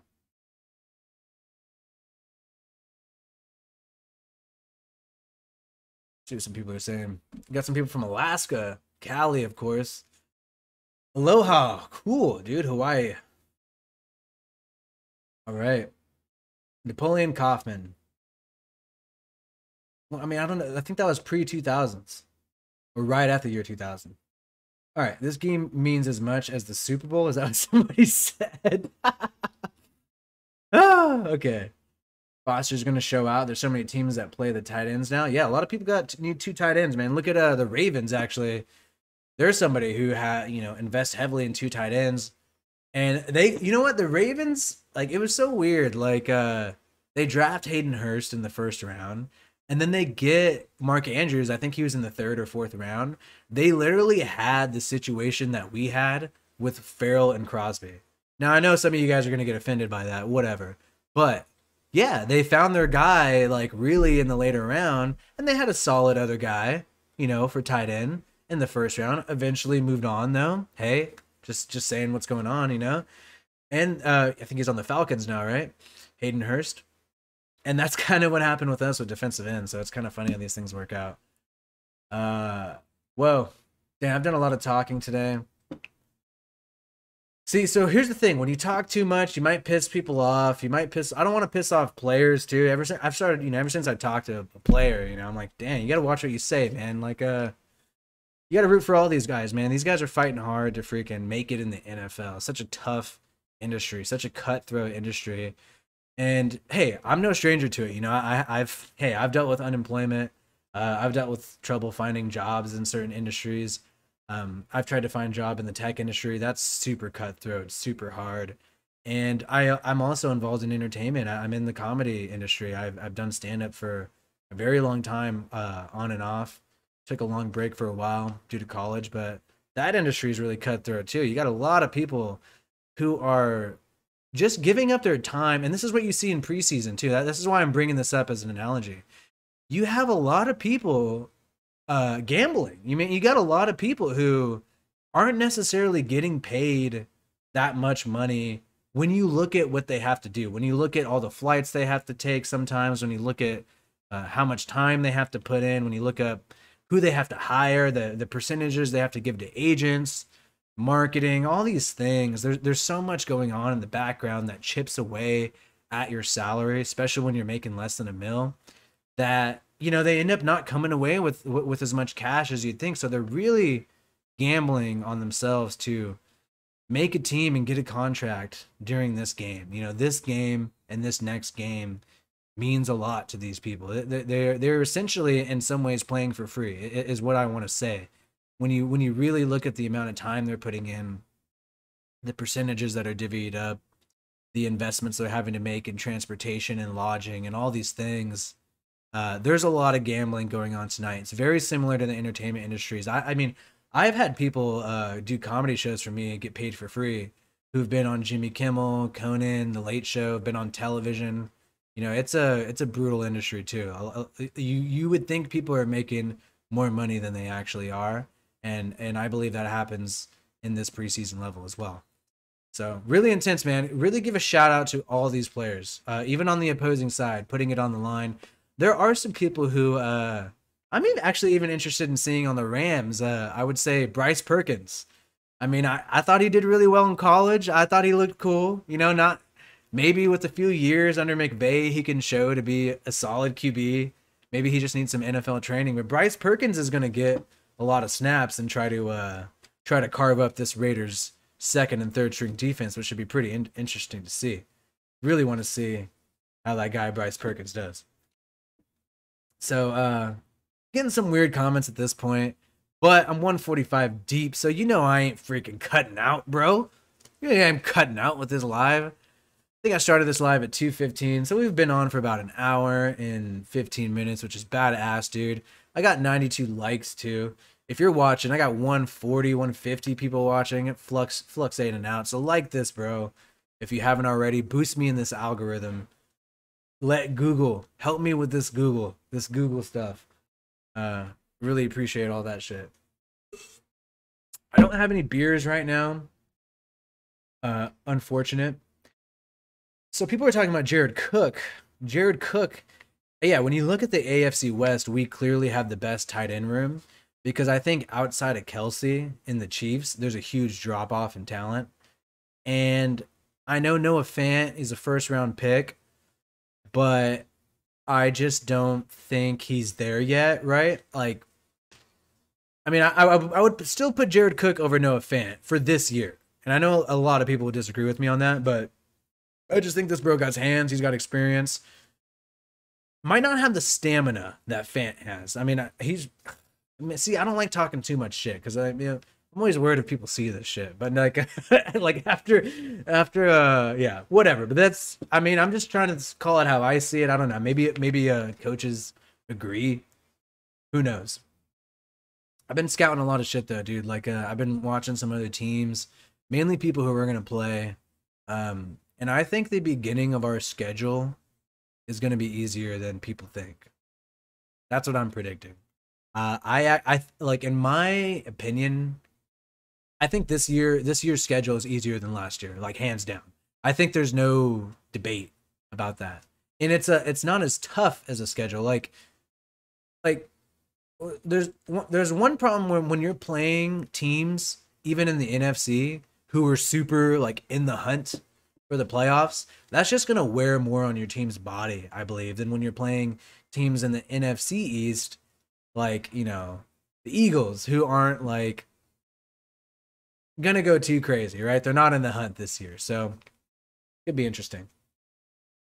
Oh yeah, let me take a look at what you guys are saying.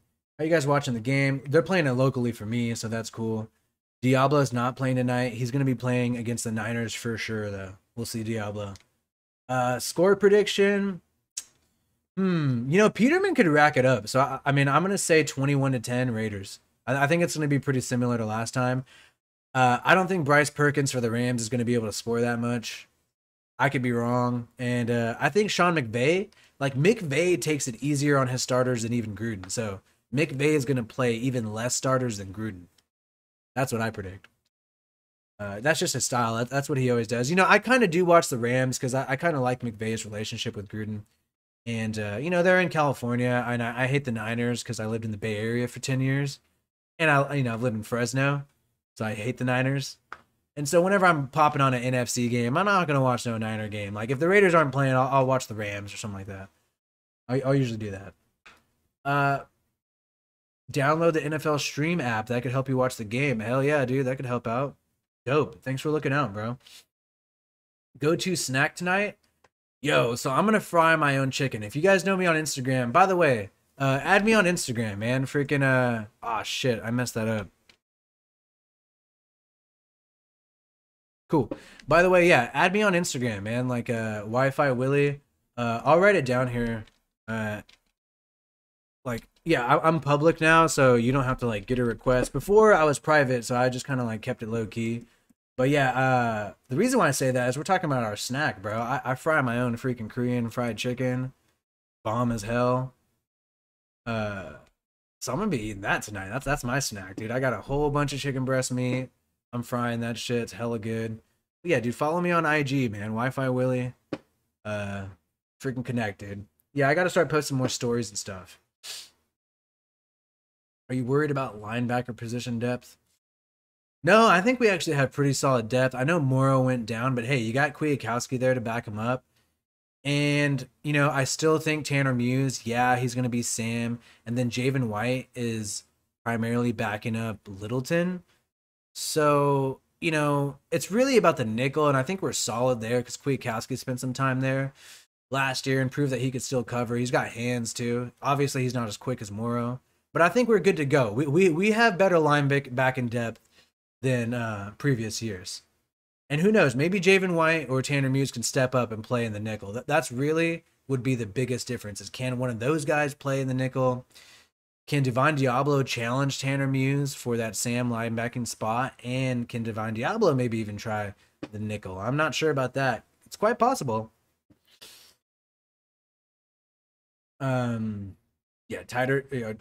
Chargers tight end depth is pretty bad. Kwiatkowski got hurt, but it's not as bad as Morrow, right?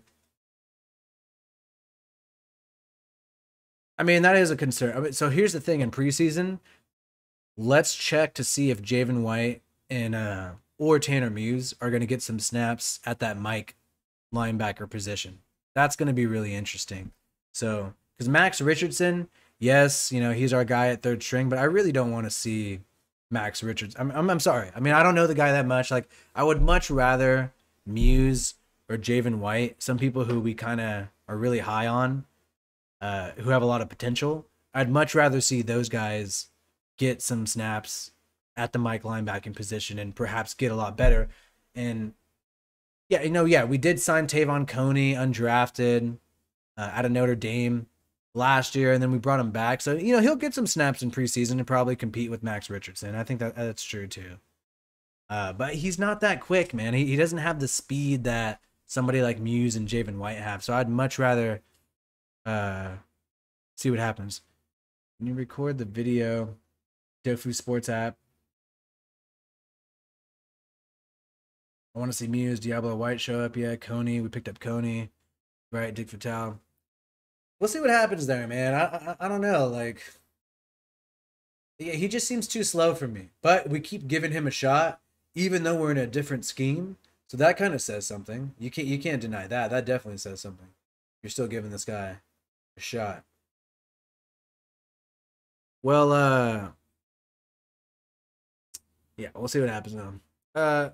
Yeah, you know what's funny? Like, so we got 146 people here. That's awesome. We got 100 likes. By the way, get some likes, man. You know, get some likes in here, man. I should get 40 more likes right now. I got some people here. But it's funny. I went into this thing and I was gonna do my pregame show. You could check out my pregame show I did with Seattle, and I kind of had a rehearsed thing, and I went into it like saying, "Hey, I'm just gonna do this rehearsed thing and get out," because usually I don't get many live viewers. I usually just don't.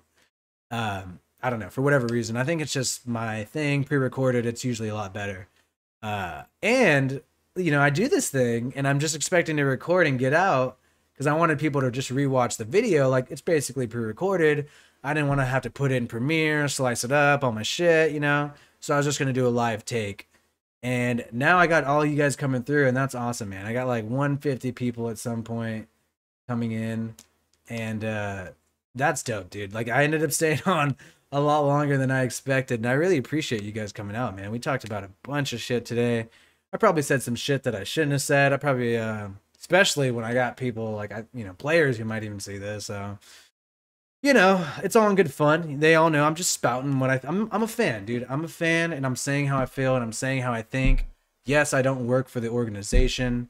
Yes, I'm freaking not a current NFL player. I'm not a former head coach of a team, so I don't know everything. I am just a diehard fan who likes watching games, who likes slowing down and watching coaches film, who likes looking shit up, dude. Like, I like doing it, and I like talking about it with other fans too.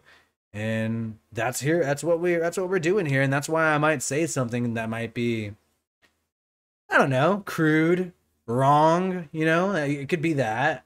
Or hey, maybe it's crude and it's right, but people are just calling it wrong just because it's crude. I mean, that could be something that happens. That's happened before, to be quite honest, but we'll see. And yeah, some of you guys check out what I said earlier. Like I said, it was a little more scripted. And yeah, Coney 40 time 4.7. Not too bad for a linebacker per se, but not what you want.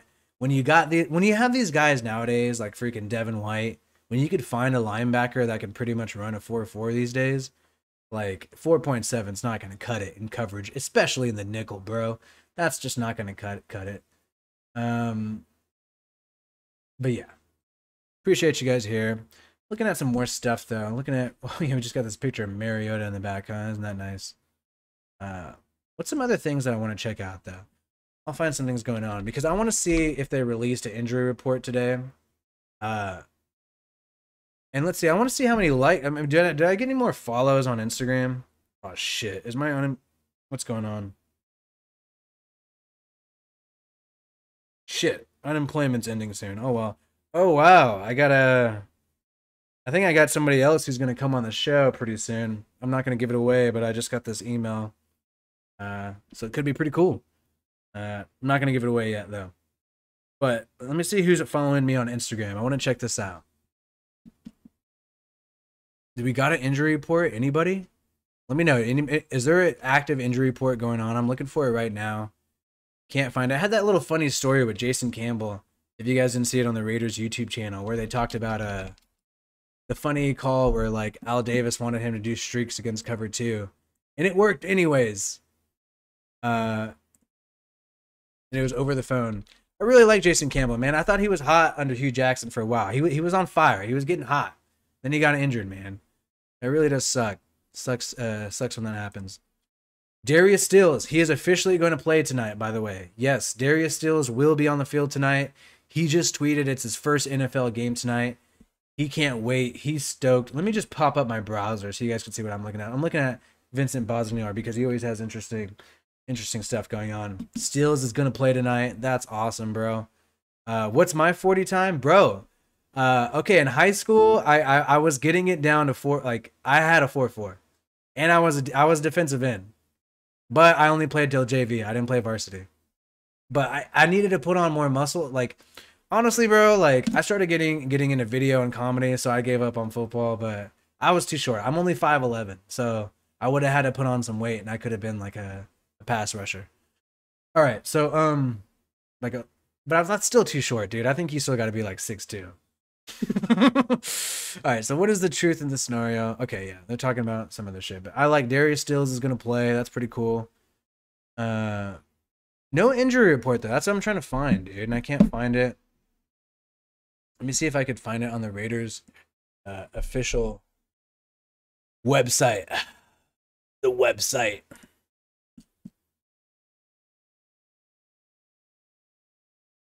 Yeah, because I think they they don't actually have to release it yet. That is so weird. Usually, like they have to release it usually. We'll see what's up. I'm not gonna give away the information right now. You guys are asking about this interview. I'm not gonna give away any info. What's it called? But we cannot find an injury report. If any of my homies in the chat want to help out and find this injury report, I can't find this shit. DJ Turner 4.55 40 time though. That was very interesting to find out. Maryland guy out of Maryland. Cool. Let's see. Got all these weird fucking recommendations of shit I don't even watch. Okay, still no injury report. Oh well. Anyways, what to look forward to though, just I guess what I'm thinking about now, where my mind is, I think the first snaps that the first team offense, first team defense, I think we're going to see them against the Niners for sure. I don't think it's going to happen tonight because in my opinion, in the Niner game, a lot of Raider fans are going to be there. A lot of Raider fans are going to be at the preseason game in Santa Clara. You know, they're the freaking SF Niners, but they're in Santa Clara. What the fuck's up with that, right? But a lot of those people are going to be there, a lot of Raiders fans. So you do get more hype when you play your ones in a preseason game. It does hype up your team. So if they're going to do it once, I think they're going to do it against the Niners. That would make the most logical sense to me. That is a way that you can boost momentum for ticket sales this year, especially since ticket sales have gone down since the vaccine policy. That is just definitely true.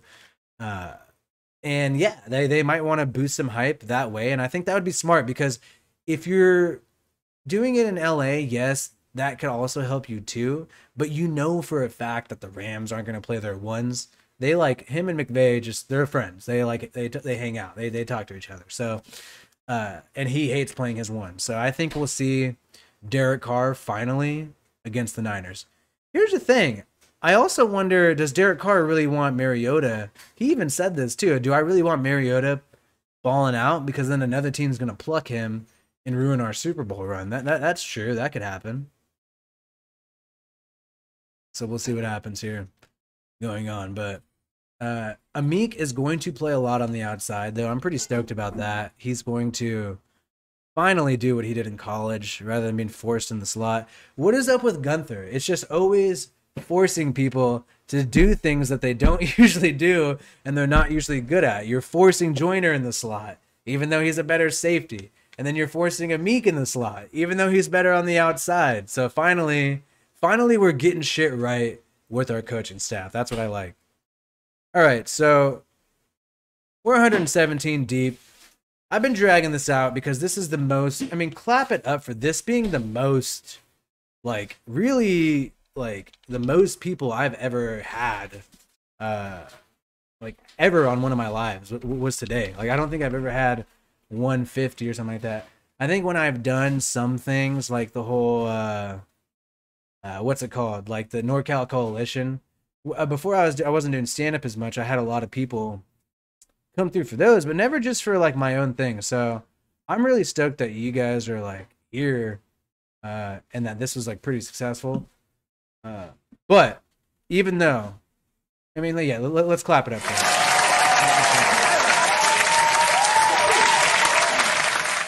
So I'm really stoked about that. Shout out to all my players out there, man. All my freaking ballers out there taking shots. Sorry if that scared some of you guys too. That might have been a little loud actually. But freaking Hey, we're having a good time, dude. I'm stoked that we're freaking here. No injuries tonight. That's true. Hope that's how it goes. I guess I'll pull up the chat since we don't have too much to talk about as far as the script. Oh, Jeff Garrison, bro. What is up, dude? Nice to see you, man. Yeah, Gus has never started someone at CB on outside as short as Amik in his career. That's true. Gus always does have big body outside corners. So Amik might have a tough time. However, proved to be a really good tackler, dude. So I think that is at least 60% of it, I think, is the tackling. And like, I think there still is a slim possibility because here's the thing. Like Amik, if we put Amik on the practice squad, somebody's going to pick that dude up. I actually talked to Raider Scout about this. Raider Scout also agrees that like Amik will get picked up and signed by somebody if we put him on the practice squad. He's a talented guy. He could play in the NFL. So be careful about like, putting this guy on the practice squad, you know, just because he doesn't have the right height. I mean, that's something to really worry about. I mean, what if he goes on the freaking Chiefs? What if he gets signed by the Chiefs? Right. Exactly. All right, so freaking we're having fun here. We're trying to make up some new things. I've actually experimented with some of these effects while freaking doing some live Madden. Sometimes you guys see me play some Madden live. Gets a little funny. And here's the thing. I'm really glad that we are moving on from Gunther because there's just more hope. And by the way, Paul Gunther does look exactly like Chris Christie. Yes, he does. Him and Paul Gunther look exactly the same. And actually, to give her credit, my girlfriend made that joke, so I'm gonna give her some credit. Audrey Stone, she's a pretty good comedian. Okay, there you go. Paul Gunther and Chris Christie look exactly the same. Now that shit's just always hilarious to me. I mean, come on, bro. You gotta actually have some freaking laughs like that. Come on. I mean, let's keep it real. All right. Yeah, let's hope for an injury-free night for sure. Oh, Q Muhammad is trying to help me out. He says the injury report is under transactions. I don't see it. Yeah, I don't see it, bro. I don't see it. Oh, Nate Hobbs, dude, I think that dude is starting in the slot straight up. I think that dude looks pretty good. We'll see how he does in coverage. I think he did have a little bit of an inflated, let's just say positive. He had an inflated positive feedback because of the sack. Look, I think he did great on the slot blitz sack, but at the same time, you know, Phylon made that pressure, and Phylon was going to make that sack anyways. That's why he recovered that fumble on Geno Smith. And I'm not just freaking hyping him up because he was on the channel. But I mean, that's just what happened. All right. You guys are doing your bootleg stuff. Okay. Where's Mikey Raider? Who's Mike? What are you talking about, Mikey Raider? I don't even know who that is. All right. Shout out to Oakhurst. What up? Chris Christie used to be your governor. Hell yeah. Cincinnati. Hey, I still like Burfict. You know what? The fact that Morrow's hurt, Kwiatkowski's hurt. Can we bring back Burfict? Can we bring back Burfict, guys? I really want this guy, man. This guy knows how to freaking take some shots and make some plays. I'm ready for Tez. Let's get Tez. Let's get our guy Tez back in the game, right? You guys ready for Tez? I'm ready for Tez. Free Burfict. All right, anyways. Let's see what you guys are saying. Let's see what's going on in the chat. Somebody just got mad at me? How do I not? Dude, okay. I'm just blanking. I'm blanking on... Someone got mad. How do you know? Oh! Dude, Mikey Raiders old school. I haven't been... Oh, look. Look. Raiders YouTube. Here's the thing. Okay, let me tell you my experience with Raiders YouTube. Okay, I mean, I'll get a little bit into this. Even though this is... Yeah, if this is worth talking about, okay? Look, I mean, I was mainly like a hardcore I was a reader. I wasn't a video watcher prior to making a YouTube. I watched a little bit of video, really like Graphic and Sanjeet. Those are the two people that I watch the most. It's Graphic and Sanjeet. Here and there throughout the season, I would, like their videos and stuff. And then, I eventually started my own thing. So I never really watched any of the other guys, didn't see him too much. Some of the other ones, it just wasn't the kind of information I was looking for. So I mainly watched those guys. So that's my exposure to Raiders YouTubers. And prior to then, I was an article reader. I really like, I like reading articles. I was in the Bay Area. I'd ride the BART a lot. So I had plenty of time to read articles. When you're on the BART, Metro, subway, it's super loud. You can't watch videos. You can't listen to podcasts. Even if you got the noise canceling, unless you want to get just severe ear damage, you really can't. So I had to read articles. I had to do the reading and all that. And fortunately, I don't get motion sickness. Fortunate. And I could drink a lot. Okay, so let's go. Oh, wait, come on, man. Can you guys give me some laughs on that? Can I get a freaking laugh on that? Let's go. All right, yeah, all right. Fuck. Give me some fucking laughs. Hey, are we ready for this game tonight? Are we ready? Are we going to go off? Are we going to go off? Nathan Peterman, he's going to scramble. He's going to go to the left. Touchdown, Nathan Peterman. Touchdown, Nathan Peterman. That's what I'm looking forward to tonight. That's what I'm looking forward to. So people are, people are hanging out in this chat.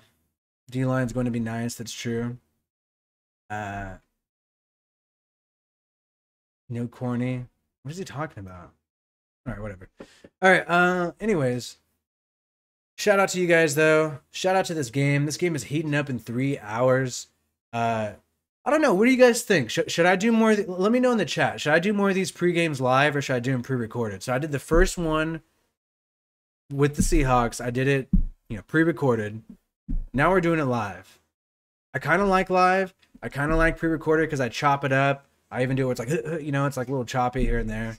And, I can kind of get a little detailed sometimes. I try to get detailed in the beginning though. Let's take a look at some other things though. We'll take a look at some numbers now because we kind of been messing around for a little bit. And I like showing you guys the PFF stuff so you guys don't have to pay for it. We looked at snaps. We looked at who was out there wide a little bit. We also looked at who was in the slot when they lined up. We didn't really take a look at yards and drop passes, so let's take a look at that. Who dropped passes this past game? Yeah, by the way, in the chat, let me know. Should I do this live or pre-recorded? So live or pre? Live or pre? What do you guys think? Live or pre? Live or pre? Enter in the chat, live or PRE.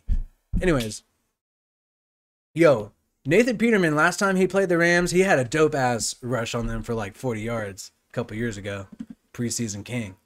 So drops, yeah, we had Aitman. Turner had a drop. And, John Brown, unfortunately. And when you look at the percentage, that's actually kind of bad because John Brown only really had one target since he didn't play that much. Looks like it. Yep, he had only one target, and he had a drop, so 100%. Aitman had 5 and had 1 drop. Turner, 8 targets. Turner had the most targets. Then we come in with Doss and Aitman. And you know what? I think we're going to see the same thing today. I think it's going to be the Aitman, Doss, and Turner show. Which one of these guys could get on the 53? Look, I'm wondering what's going to happen with Willie Snead. And I think, I think DJ Turner, because of special teams, has, a serious shot. Shout out to freaking Fresno State, though, bro. Season starts next week. I'm thinking of doing, a little Fresno State report. I've actually been working on it already. And I might even just drop that this week for the first game against UConn. If you guys are also interested in some college football.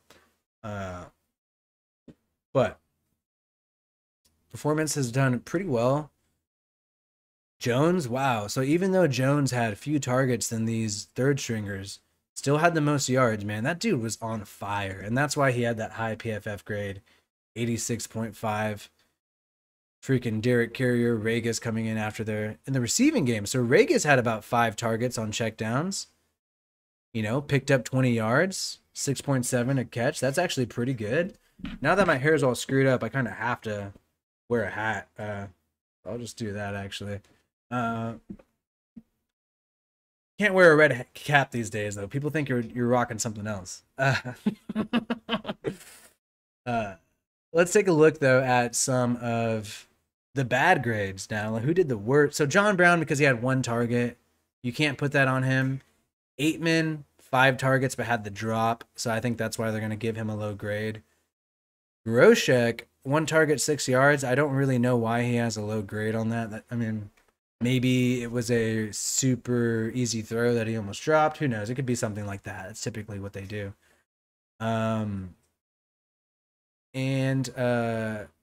Let's see. Carrier getting some love. We'll see what's going on.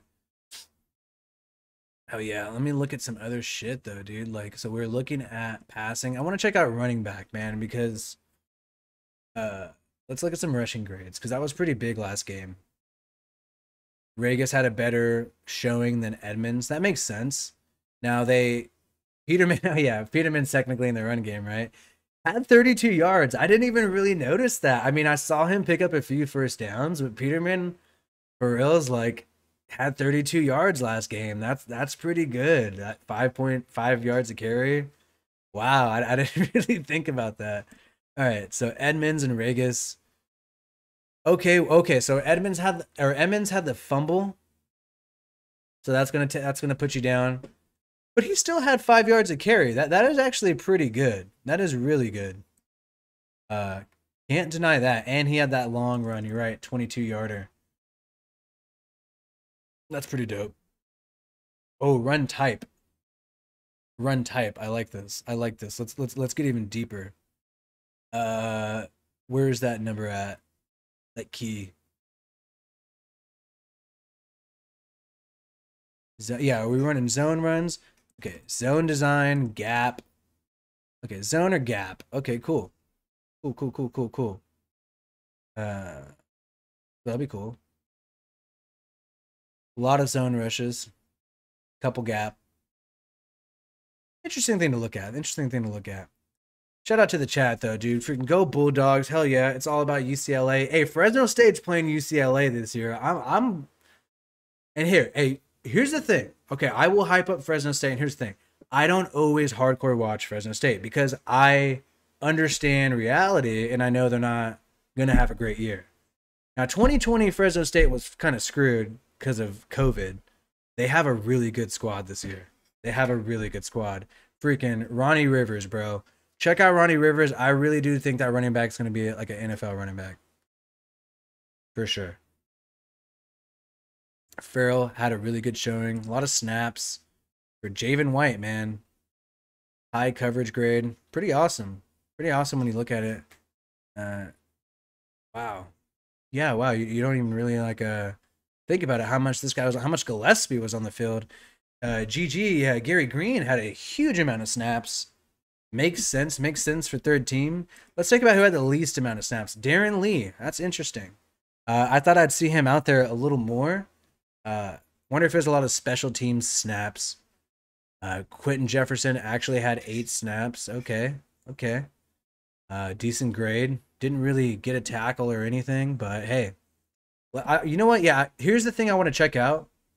Really important, and I think we will wrap up here, which is pressures. So hits on the QB, Malcolm Kuntz, Cleveland Farrell. Hurries, Phylon. Our guy Phylon had the most hurries last game with 3, followed by Gary Green and Cleveland Farrell. And is that okay? I don't think that's tackles. Is that tackles for pressure? No, total. So Farrell and Phylon both had 3 total pressures. Farrell had a hit and 2 hurries. Phylon had 3 hurries. Picked up a tackle. Javen White leading in tackles. No forced fumbles that I know of.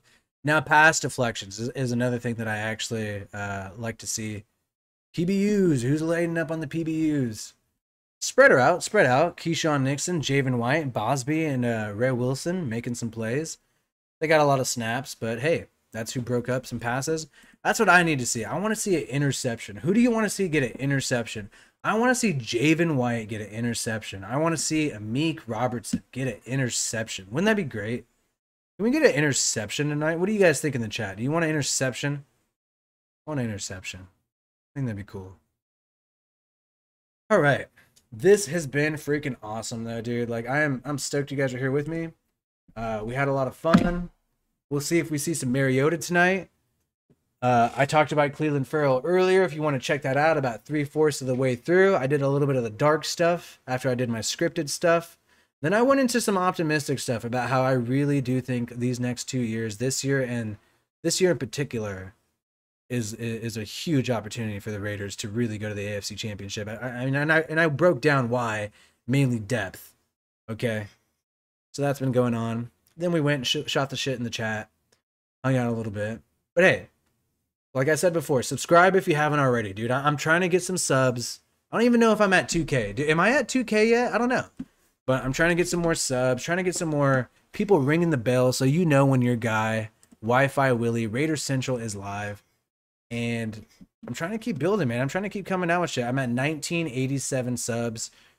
I'm just 13 away from 2K, so that's pretty badass. But yeah, if you're watching this and not subbed already, dude, and you're trying to look for some more Raiders content, you're trying to freaking, you know, see what's up, you know, listen to somebody break something down while you're chilling in your car or something, you know, that's what I'm trying to do. I'm trying to provide that space for Raider Nation. And I'm glad you guys came by, man. Yeah, hopefully Meek balls out. Hopefully, you know, Farrell's on the field, which he might not be. I think Farrell got in rotation with the ones in the scrimmage. Hopefully he balls out. Love Peterman, man. Love all this shit, dude. So thank you guys for stopping by, man, and chilling. I had a great time, and I'll hear from you guys soon, man. So shout out to Raider Nation. Shout out to everybody in the chat. My name is Wi-Fi Willie, and this has been Raider Central. And y'all have a good one, dude. Y'all have a good one. Trying to see